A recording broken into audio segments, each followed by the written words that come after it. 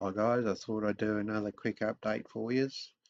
Um, was talking back here, and then I mentioned different breaks above this VWAP that was there and this daily level that it's now taken out.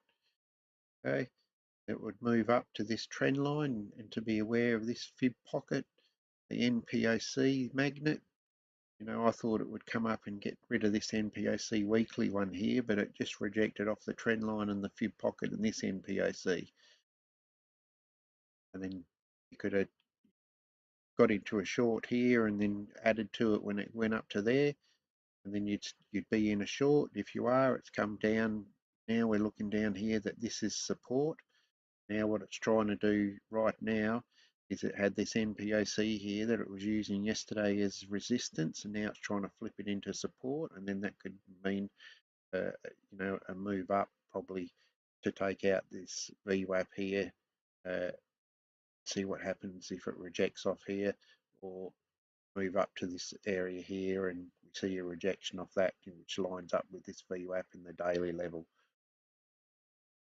Now, if it breaks down from here, where it's sitting at this VAL, which is the support, as you can see, and it used it back here as well, and then if it breaks this, well, we're looking much further down.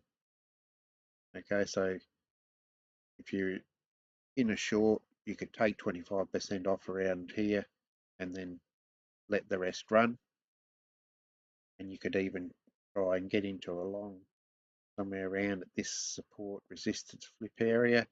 Put your stop loss down under here, and that way you're in a short from the highs along from here. Then if it moves up into the middle, who cares where price goes? Because you'd move your stop loss to break even, your stop loss to break even, and then if it goes up, it goes up. If it goes down, it goes down. That's the position you want to try and be in. So that's what I'm doing.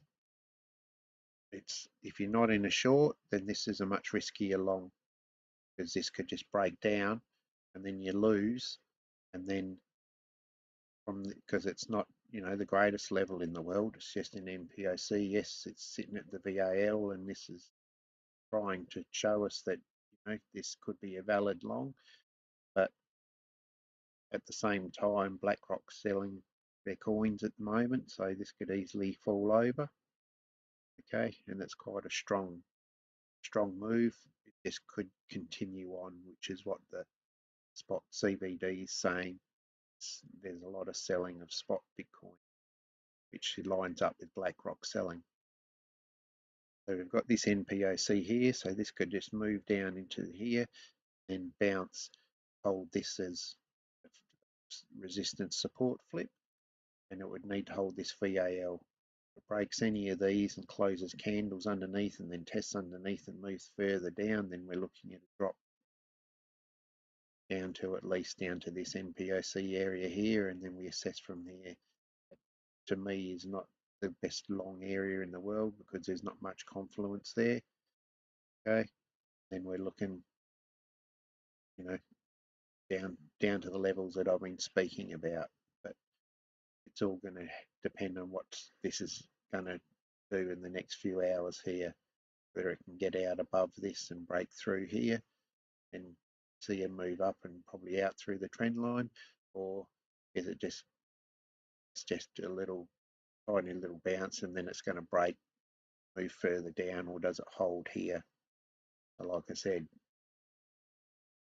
if you're in a short, this is what I've done, is I've taken 25% off, let the rest run, enter a small long here, stop loss under here, then you're in a long and a short, and we see what happens.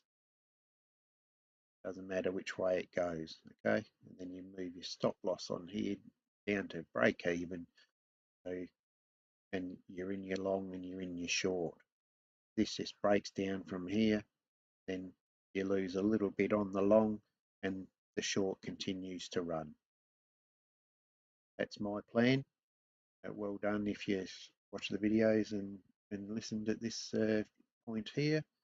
And yeah, as I said, if we do break down from here, then we're looking further down, and then I'll put a video out for the students on where we're looking at down here. So yeah, quick one, quick update. See you next time.